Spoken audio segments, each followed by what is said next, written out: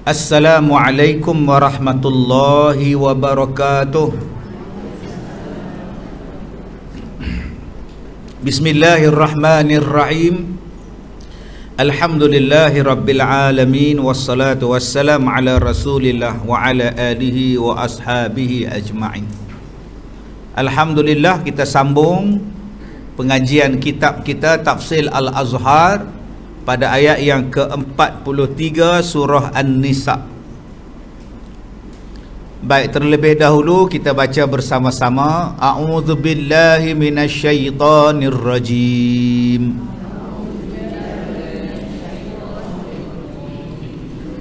Ya ayyuhalladzina amanu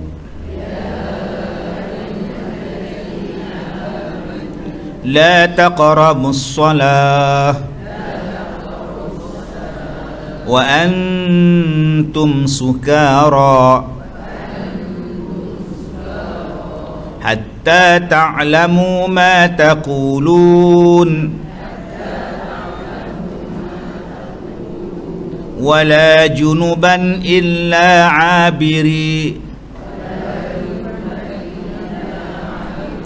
إلا عابري سبيل حتى تغتسلوا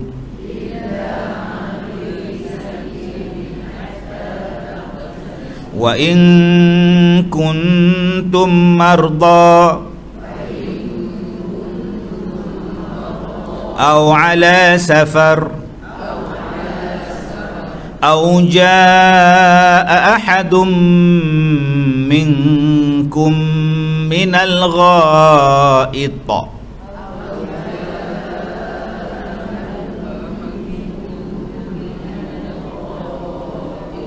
أو لامستم النساء فلم تجدوا ماء فتيمموا صعيدا طيبا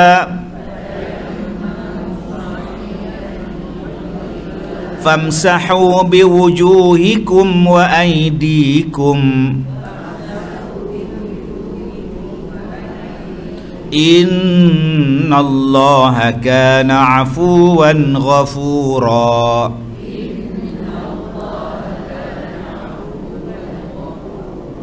Sadaqallahul azim. Baik, kita lihat tafsiran daripada surah An-Nisa ayat yang ke-43. Malam ni jangan lupa tazkirah malam Jumaat pukul 9 malam. Tak sabar tunggu hari Jumaat. Tajuknya malam ni. Baik, sembahyang dengan sedar.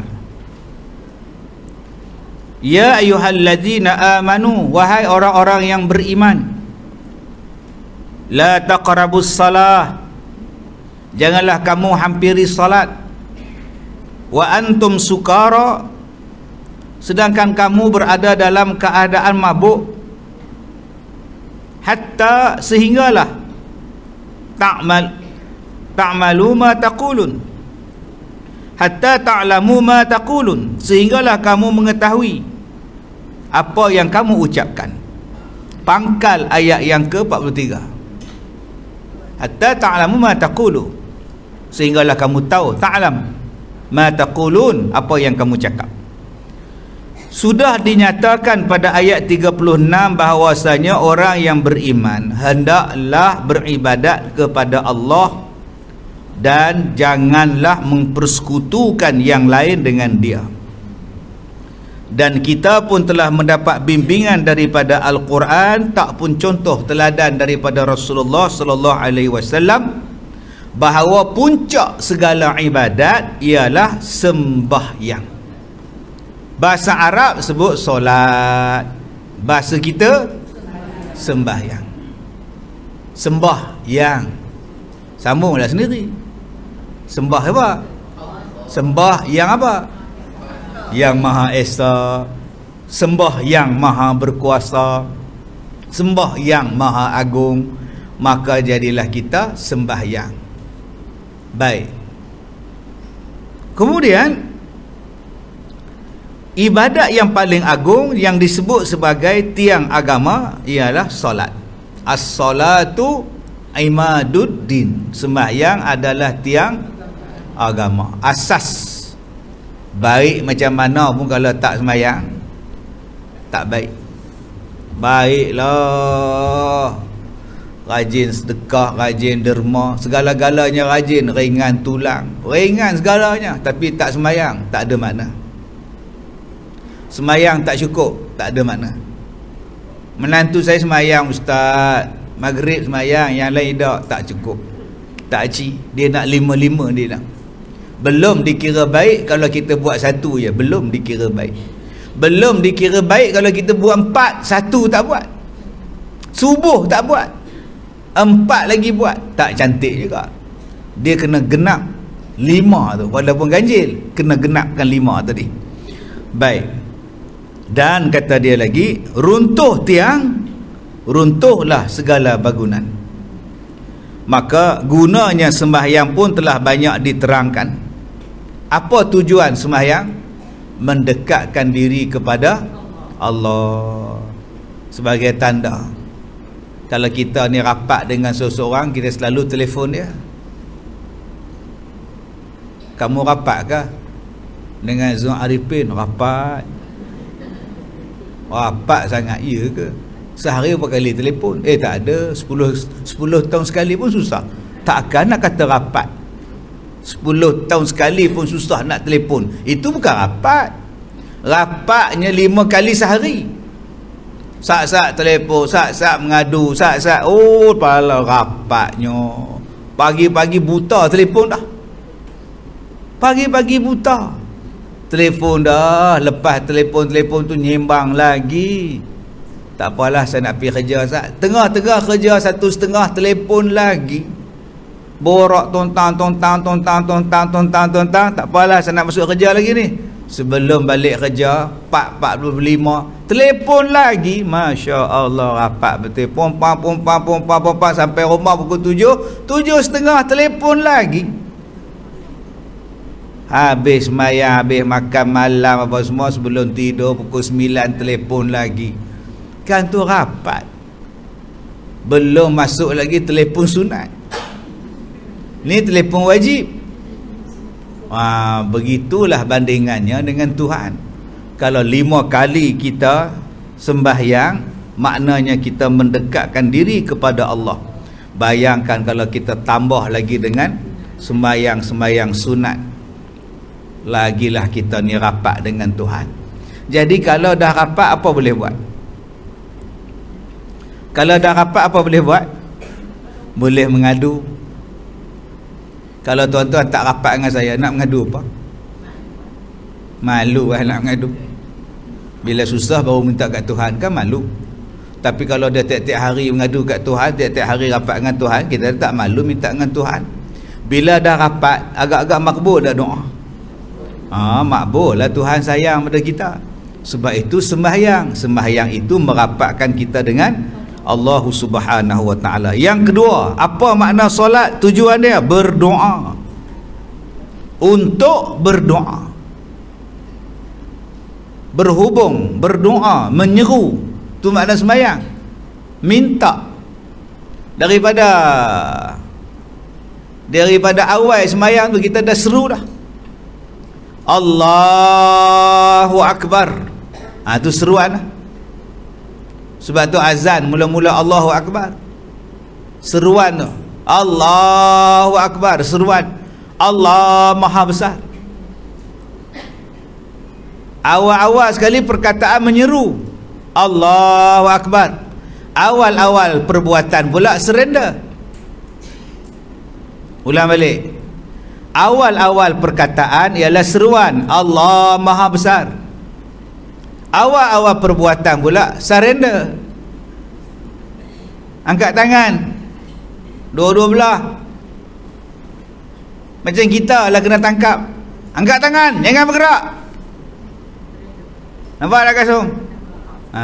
Kita sembahyang pun Allah, aku surrender ya Allah, aku menyerah padamu ya Allah. Nampak? Banyak perkataan lain, perbuatan lain boleh buat.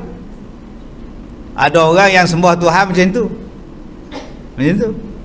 dia sembah. Ada yang ambil kayu apa tu, ada juga macam tu. Tapi kita tak, kita sembah tanpa ada alat, menyerah diri kepada Allah. Kau nak buat apa pun kau buatlah Tuhan, aku serah diri pada Engkau ya Allah. Maka dalam itulah timbulnya doa, perkataan memuji, minta, sampailah salam. Baik. Kemudian untuk mencegah diri daripada berbuat keji dan mungkar. Yang ketiga, apa guna sembahyang? Mencegah diri daripada berbuat benda yang keji dan berbuat benda yang mungkar. Kalau kita mencuri, lepas mencuri pergi sembahyang, kan tak kena. Tak pun masa sembahyang mencuri, lagi tak kena. Menyamar jadi perempuan pakai telekung, masuk sah perempuan, pakai telekung, pakai face mask, duk zikir. Bila makcik-makcik opah-opah datang bawa beg tangan, letak kat depan, letak kat belakang, dia pun buat-buat sembahyang. Opah rukuk, opah sujud, beg pun hilang. Tukar ke kangkang lari nak angkatkan telekung. Tuan-tuan tak tengok dalam CCTV tu, dia angkatkan telekung, dia lari ke dalam kamput. Rupanya jantan. Opah tu tak sedar pun dah terlambat, dia pula sakit gaut. Macam mana nak hambat abek tu? Jadi orang macam ni bukan sembahyang.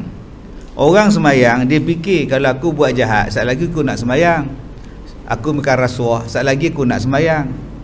Aku nak bersih, aku nak elok. Mana boleh kotor, mana boleh najis, mana boleh haram. Maka dengan sebab dia nak sembahyang, maka dia pun membersihkan segala-galanya. Tak malukah kita sembahyang, pakaian kita pakaian curi? Tak malukah sembahyang kita, makanan dalam perut tu makanan rasuah? Tak malukah menghadap Tuhan kita ni mencuri? Jadi sembahyang itu sebenarnya mencegah kita untuk buat jahat. Sebab kita lepas ni nak menghadap Tuhan. Kita kalau nak menghadap bakal pak metua pun, gosok gigi habis setengah ubat gigi habis. Lah, nak menghadap mak metua, nak darah lah, nak pergi bakal rumah mak metua. Cuba tengok, semua kena kemas. Spender pun kemas. Padahal orang yang nampak pun. Pasal apa? Nak pergi rumah bakal pak metua, bakal mak metua. Kemas lah, tak tahu nak habang. Okey, tambah kita pun dah tua. Sekarang orang tua pun tua, orang Minang je. Salah seorangnya Haji Rusnah. Haji Rusnah dalam seminggu 3 orang Minang dia. Masya Allah. Wanita terhangat di Al-Barakah. Namanya Haji Rusnah Cik Din. 3 orang Minang dia lah. Naik pucat muka dia. Kenapa agak rus? Orang Minang karus, kau tak mau Jadi siapa nak angkat tangan? Yang terbaru Minang Kak Ros, orang Datuk. Saya kata ambil lah, esok jadi datin, main kelas lagu ni, buat beg tangan.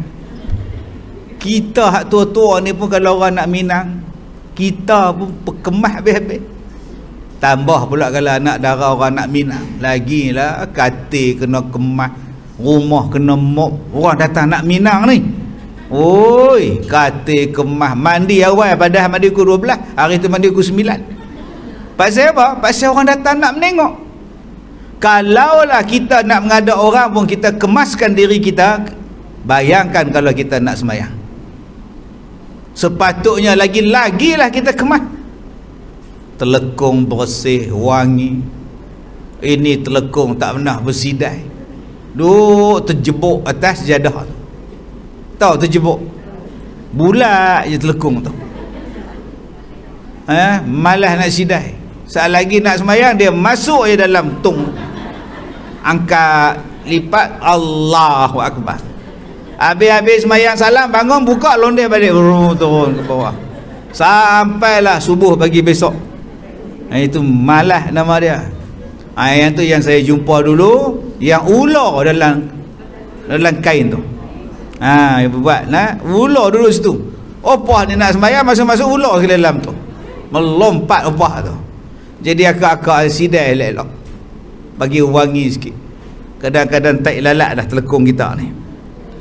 Baik, kemudian dan disebut pula bahawa doa adalah benak ibadat. Benak tu otak.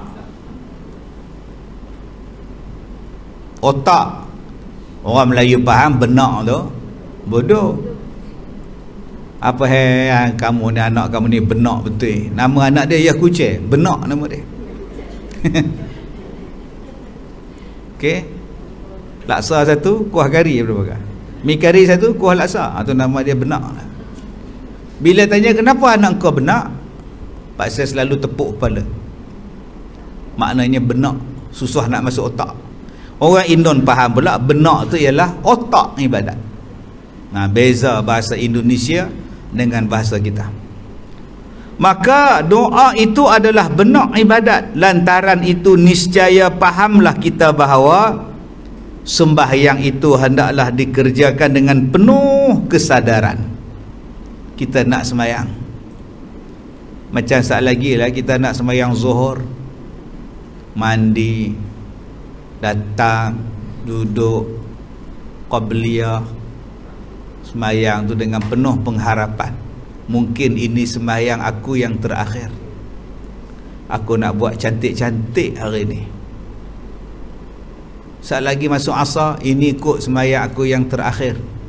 Aku nak buat yang terbaik. Tiap-tiap kali nak sembahyang, kita bayangkan, mungkin ini sembahyang aku yang terakhir. So aku nak tumpu betul-betul. Aku tak nak ingat kuih keria. Aku tak nak ingat bercuti raya. Aku tak ingat ni orang lain dah cocok, aku tak cocok 3 lagi. Tu sedut ingat apa? Aku nak tumpu sembahyang. Orang kita ni terlalu jadi lemah. Tu yang jadi lemah. Ulang balik, orang kita ni terlalu menjadi lemah, sebab tu jadi lemah. Sekarang ni bulan Rejab, dia duk fikir dah, PKP dah raya ni. Kita duk fikir, sebab tu kita jadi lemah. Cuba kita tak buat peduli tengok. Bila kita jadi lemah, sebab tu orang ambil kesempatan pada kita. Raya orang lain tak ada PKP, main raya kita kena buat. Pasal apa? Pasal kita lemah. Cuba kita buat bodoh. Nak buat, tak buat sudah, aku tetap macam ni. Seolah-olah kita ni tak ada apa dengan benda tu. Ni macam mana ni, besok tak ambil hak 3 ni, esok hak 2 ni batal tau, tak boleh masuk Maidin tau. Cuba tu sah peduli. Ni semua tu ni tak tahu lah, esok tak ambil ni batal lah, tak boleh lah, pergi Maidin nak bising laki hang nama Maidin. Tak boleh masuk pasar raya, kita boleh pergi dia runcit, apa masalah? Tak boleh raya, sambut raya Aidilfitri. Sekarang kita raya, pergi balik kampung, bakar lemak dah siap. Tak ada apa. Jangan jadi lemah sampai orang boleh kontrol kita. Hari ni orang kontrol kita dengan jarum je, ikut membabi buta. Kesian dekat budak-budak kecil. Hari ni kena dah cucuk. Apa salah budak-budak tu? Sihat wa'afiat. Cepikir sikit lah kerajaan ni. Okay? Langsung tak fikir ni. Orang patut melindungi rakyat. Benda ni tahanlah dulu, banyak sangat yang mati. Tahan dulu, tangguh dulu, kaji dulu. Kereta Honda kita tu kalau terbuka airbag, dia panggil semua kereta Honda. Toyota tu kalau skru tak pasang, semua kereta dia panggil balik. Sebab nak jamin keselamatan orang yang naik kereta Honda dia, kualiti dia. Ni hak mati bergelimpang beramai-ramai tak panggil balik ni bersebab. Cek dulu. Tak sabar-sabar nak buat budak-budak 5 tahun ni. Sabarlah, anak kita, cucu kita. Baik, kemudian yang kedua, sembahyang itu dilakukan dengan tulus ikhlas. Jangan dibuat dengan paksa. Bila kita buat dengan paksa tu jadi tak khusyuk. Paksa apa? Paksa. Mak suruh, isteri suruh, rajin hang sembahyang mat, bini suruh, Tak semayang tak boleh masuk rumah. Itu tak ikhlas. Bila dia ikhlas, Masya Allah, seronok semayang ni. Awaklah sekejap sangat semayang, tak puas rasanya. Bila dia rasa sekejap, dia tambah lagi semayang sunat. Ini nama dia orang yang semayang dengan ikhlas. Dia seronok semayang dengan zikir. Dengan zikir. Sebab sembahyang itu pun merupakan suatu zikir. Surah Taha ayat 14. Maka bila kita menikmati sembahyang, maka kita rasa seronok. Hari ini orang tak menikmati sembahyang sangat. Orang menikmati makan. Enjoy your meal, enjoy your food, enjoy your lunch. Sebab tu kalau orang minta sedekah waktu tu kena marah. Orang nak makan, sibuk kau minta tisu. Aku nak konsentrate ni. Orang tengah makan, tiba-tiba loceng rumah berbunyi, ting tong. Agak-agak apa perkataan dia? Kak Som tengah makan nasi, ikan goreng, ikan masin. Wah, tengah selera panas-panas ni. Assalamualaikum. Agak-agak Kak Som jawab apa? Bukan waalaikumsalam. Siapa pula? Nampak bunyi itu. Bunyi itu bukan waalaikumsalam. Siapa pula? Kalau tengah makan tu tak sempat kunyah, dia telan cepat-cepat. Sebab apa? Sebab ganggu aku sedang makan. Cuba kita bayangkan sembahyang kita sedang menikmati. Kita tak nak orang kacau. Kita tak nak siapa-siapa buat bising. Kita nak suasana yang tenang. Itu nama dia menikmati. Maka menikmati makan, dia berbeza.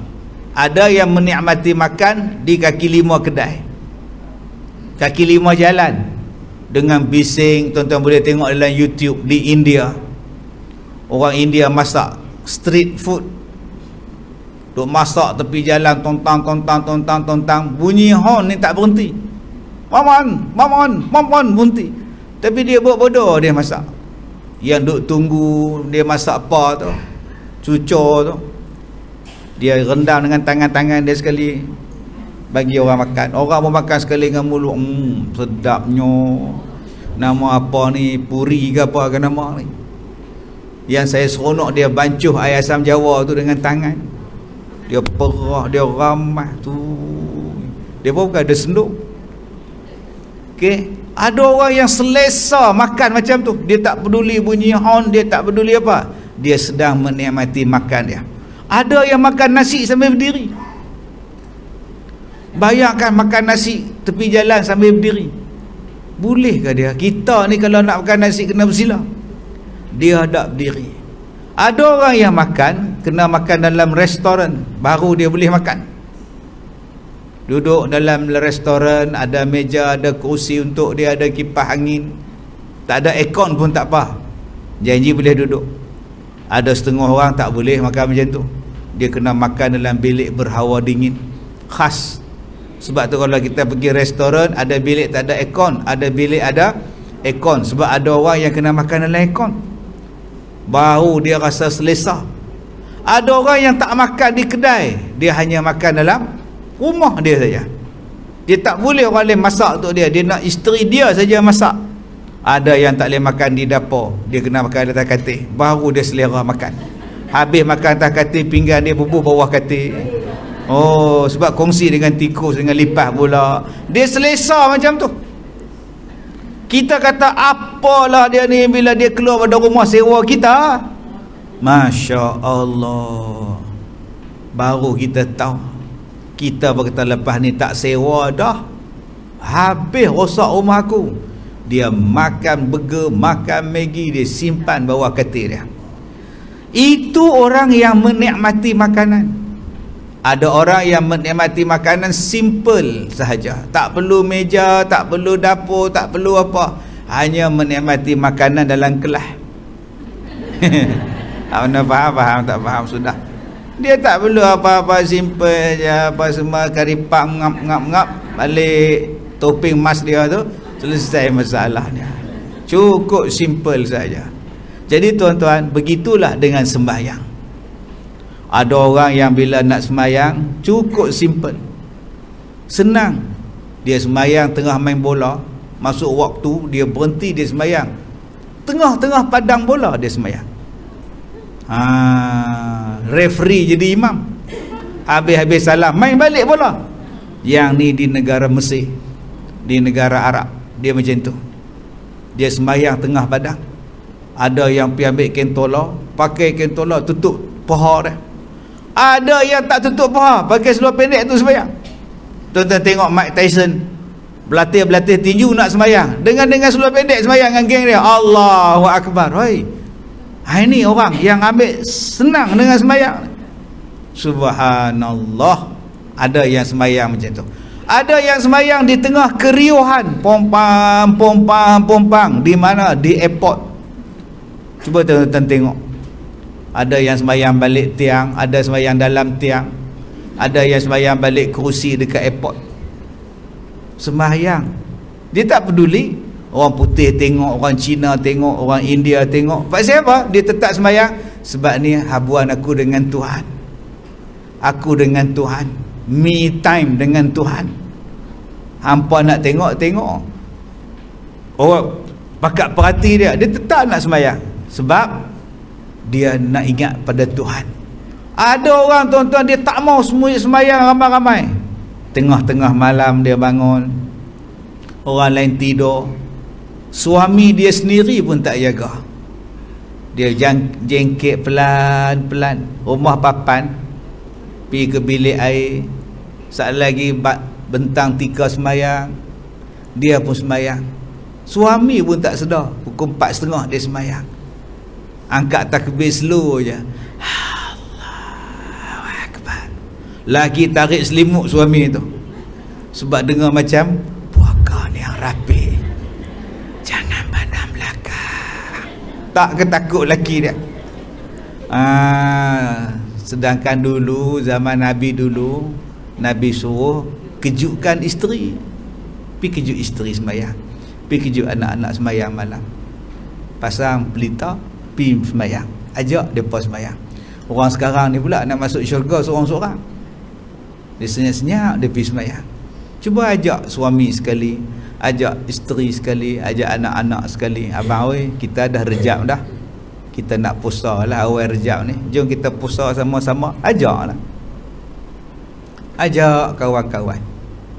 Okey, puasa. Kita dah duduk dalam bulan rejab ni. Baik, kemudian, dan kata dia, peraturan agama di dalam menghadapi ibadat sembahyang sudah pun diberi peringatan. Bukan boleh main masuk ya.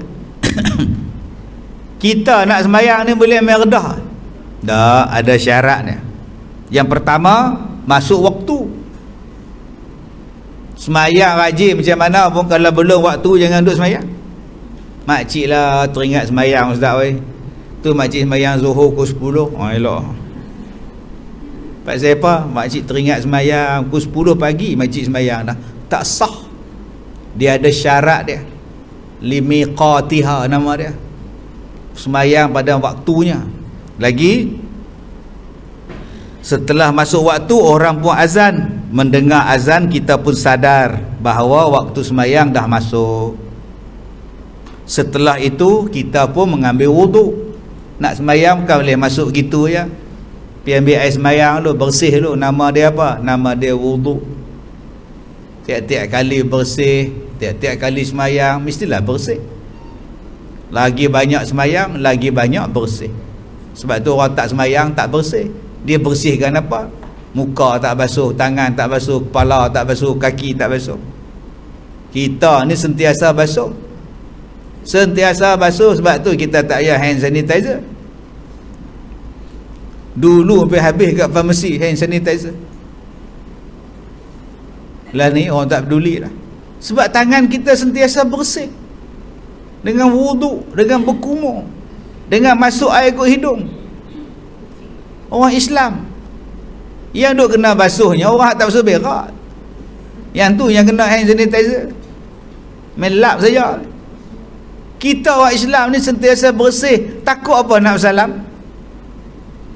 Takut apa?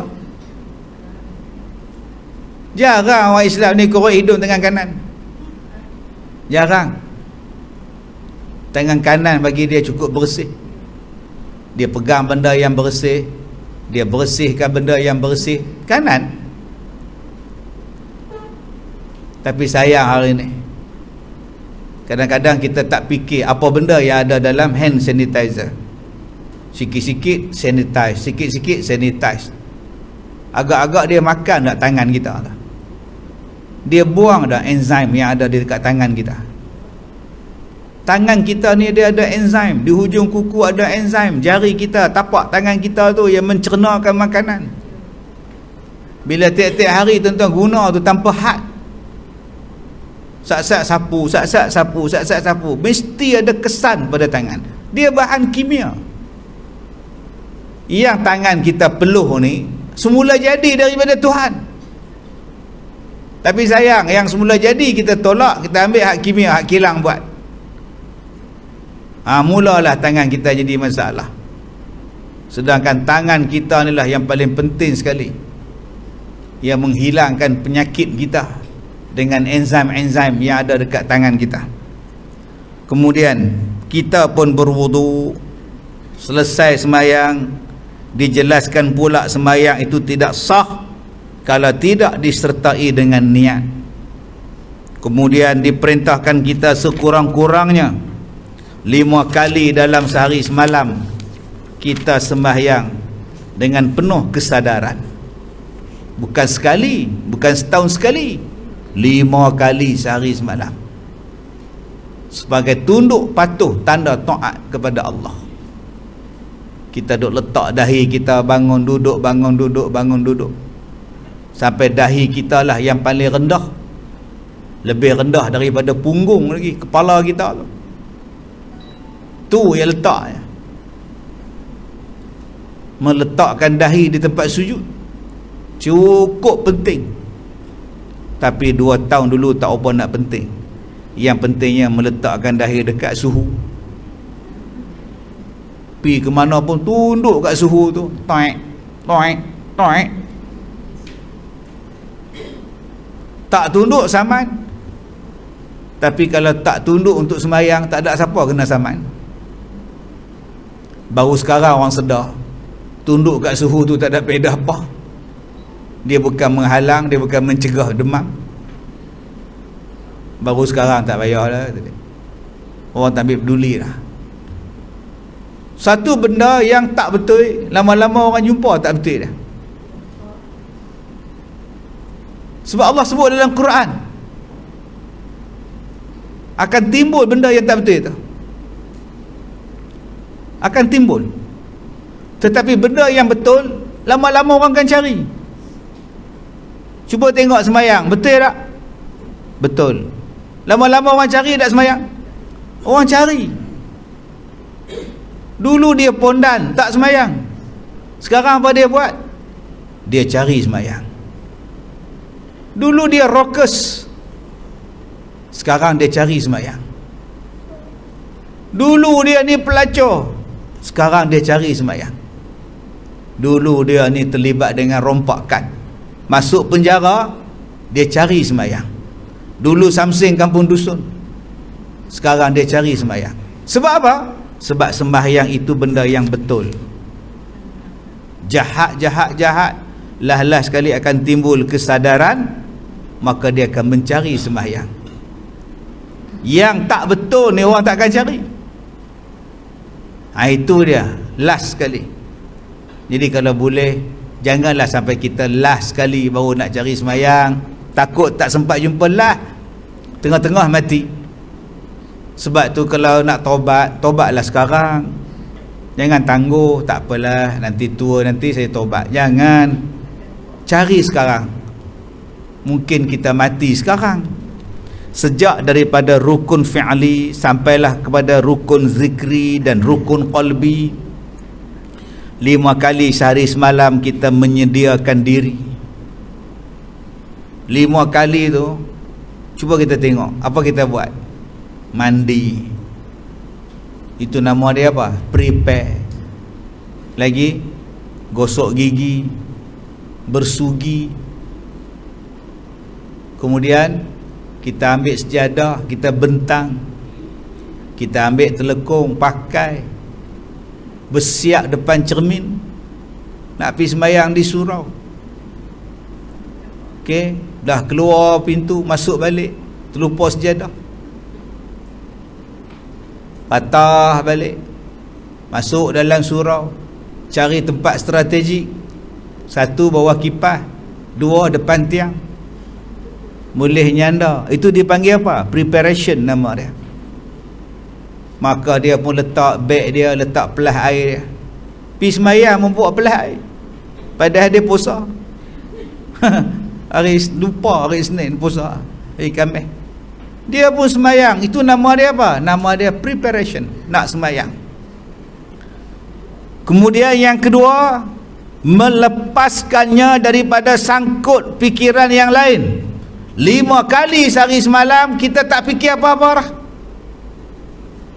Masalah anak, masalah cucu, masalah orang Minang, tak fikir dah. Tadi tengok TV, TV tengok kita, punya banyak kita melayang. TV tengok kita, kita duk teringat ke anak, anak kena Covid, teringat ke anak, seorang duk Singapura, seorang duk di Perak, dah 2 tahun tak jumpa, teringat pada arwah suami.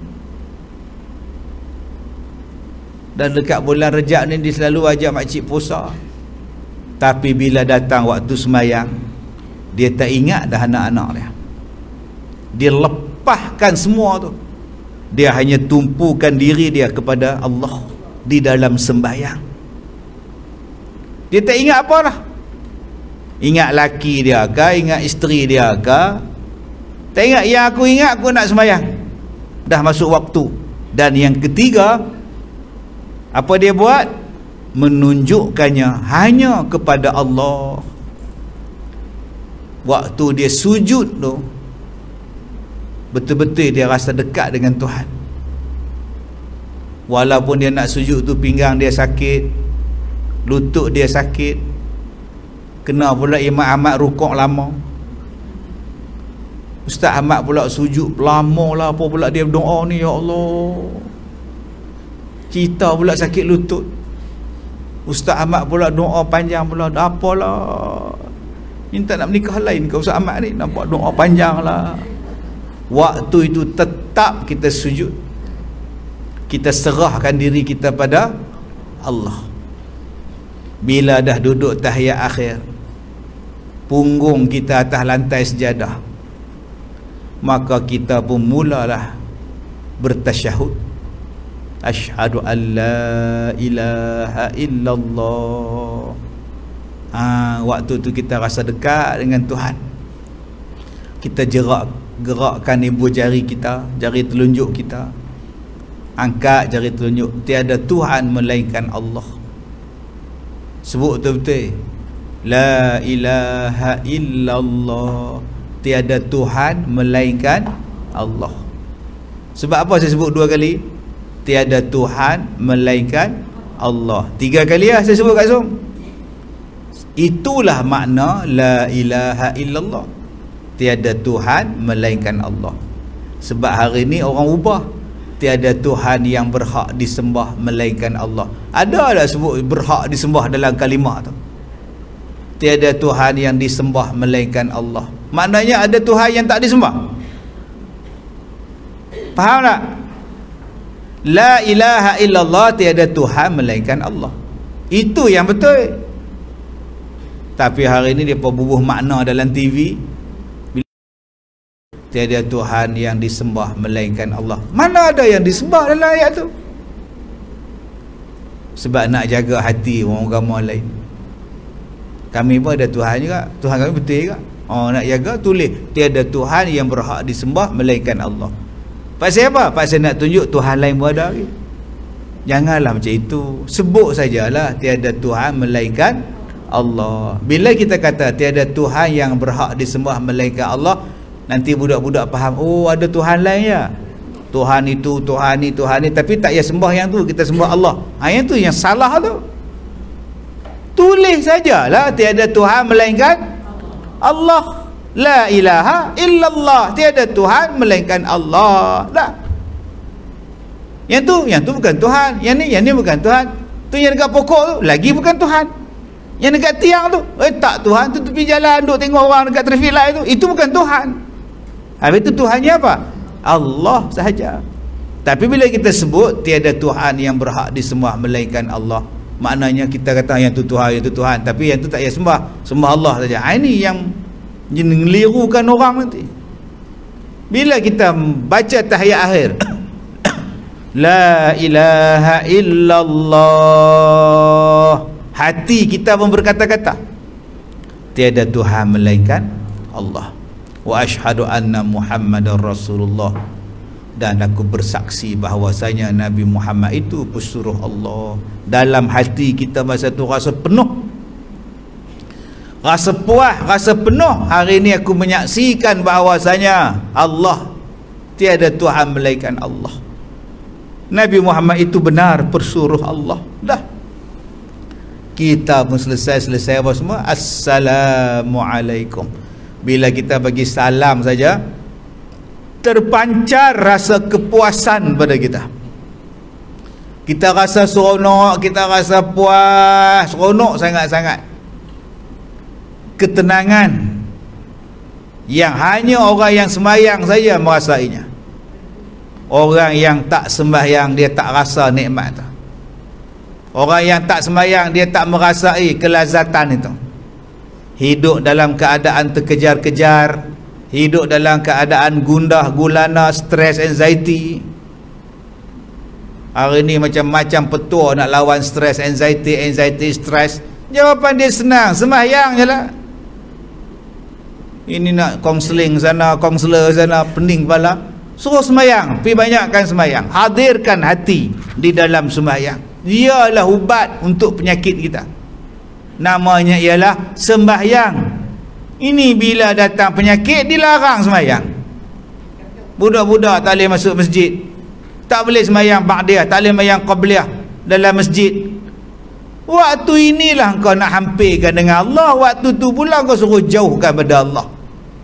Baik, mabuk, maka tidaklah mungkin pekerjaan menghadap Tuhan itu sempurna dikerjakan menurut maksud yang sebenarnya, yaitu beribadat kepada Tuhan dengan sadar.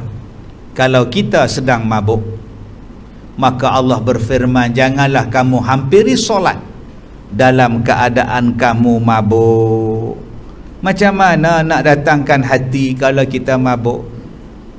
Macam-macam mabuk. Ada panggil mabuk kepayang, ada yang dipanggil mabuk asmara, ada yang dipanggil mabuk todi, ada yang dipanggil mabuk tok. Macam-macam jenis mabuk. Macam gila juga, ada panggil gila meroyan, ada yang panggil gila 3 suku, ada yang panggil gila talak. Satu lagi gila babi. Gila talak tu masalah. Hilang malu gila talak.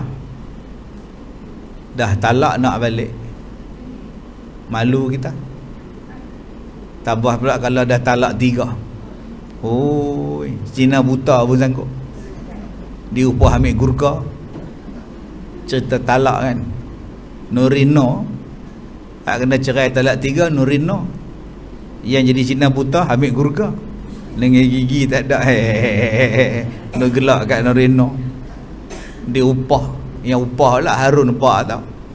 Ini cerita macam-macam jenis gila, macam-macam jenis mabuk. Sekarang kita nak cerita tentang mabuk. Apa makna mabuk? Mabuk artinya luas. Luas makna mabuk ni, iaitu segala kekacauan fikiran. Mabuk dadah, mabuk arak, termasuk mabuk kekacauan fikiran. Fikiran tak center, mabuk juga. Kita panggil macam-macam. Orang yang nyanyuk, fikiran dia kacau. Nyanyuk, datang barakah pakai ihram. Mana tu haji? Nak buat umrah. Tak betul dah makcik ni. Pasal apa? Dia mabuk. Dia kekacauan fikiran. Ada yang kekacauan fikiran sebab tak makan ubat. Doktor kata makan sehari 2 biji, dia langsung tak makan. Sekarang dia jadi kacau. Senyum seorang-seorang, menangis seorang-seorang.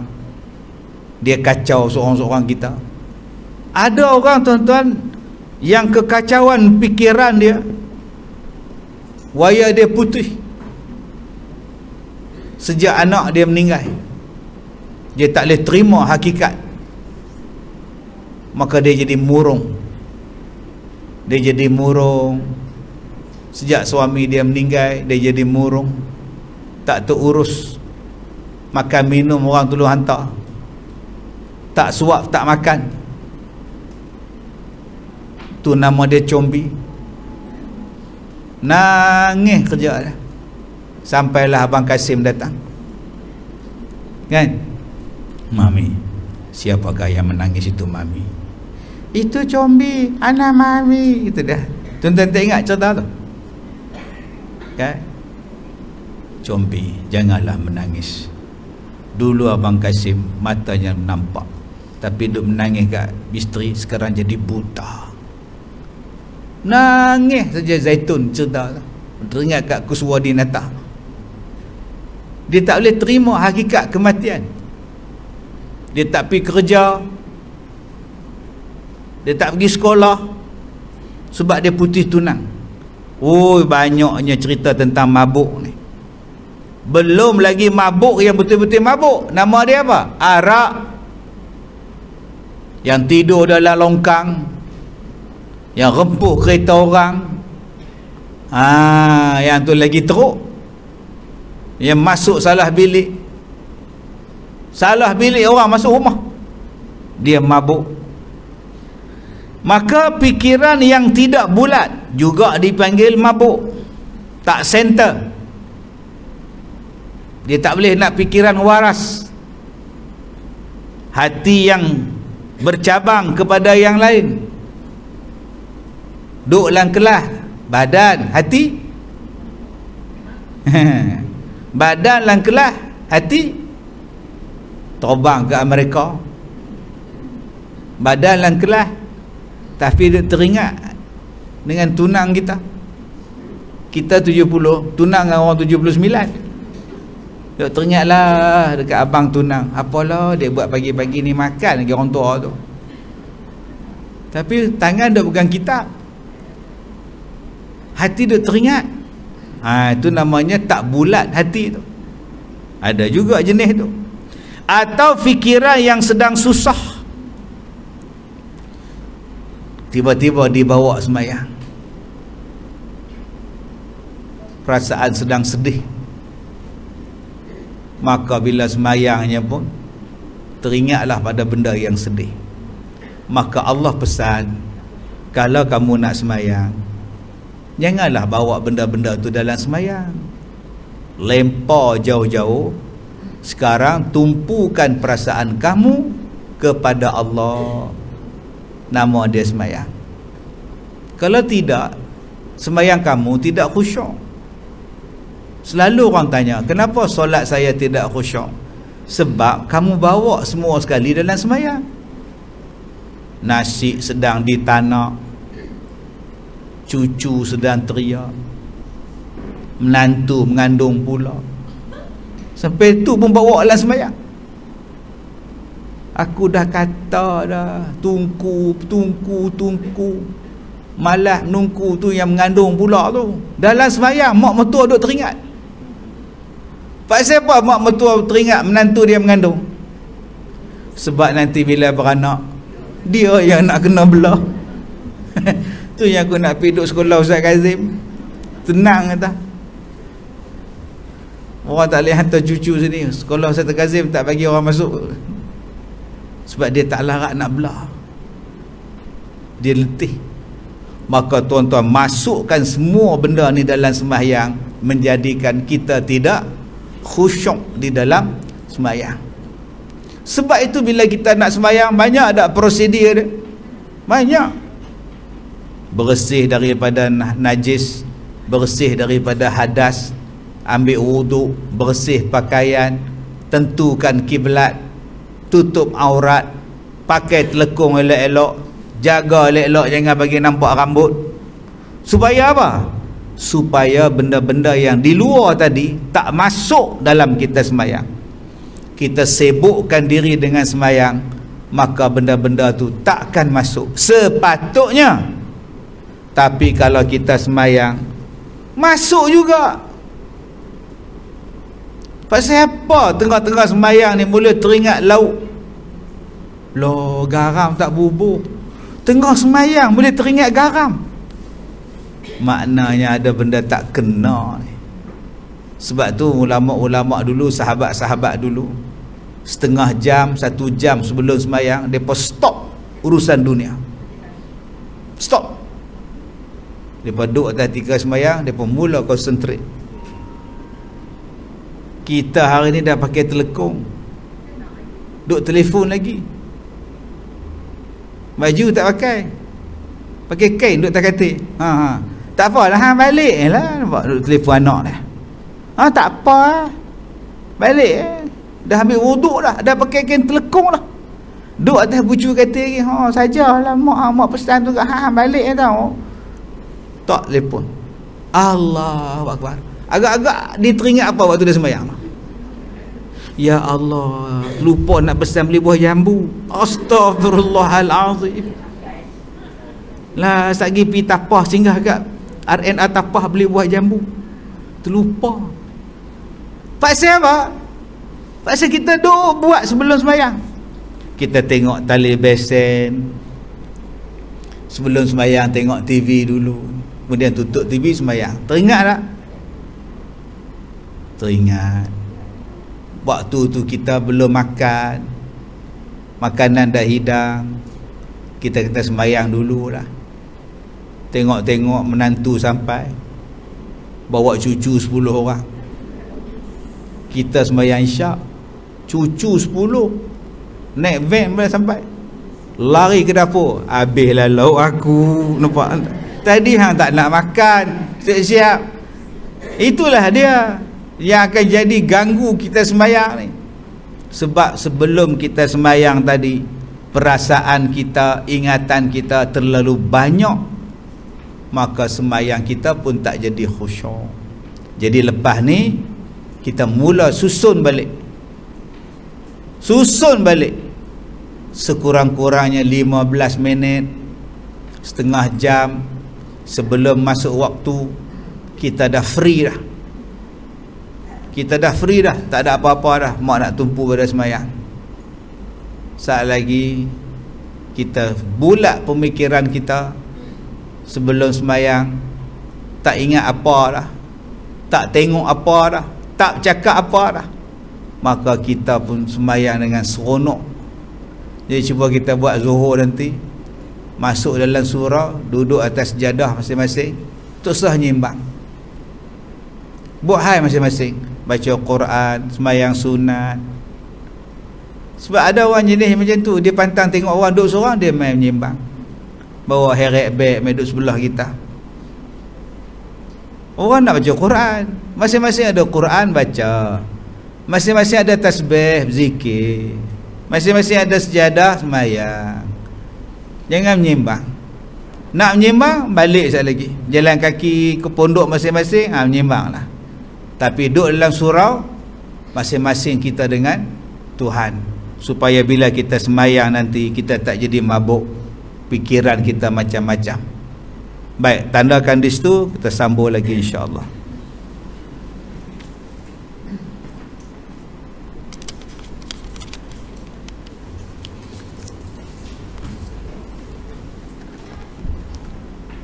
Baik, cukup sekadar itu. Wallahu alam. Subhanakallah wa bihamdika asyhadu an la ilaha illa anta wa astaghfiruka wa atubu ilaih.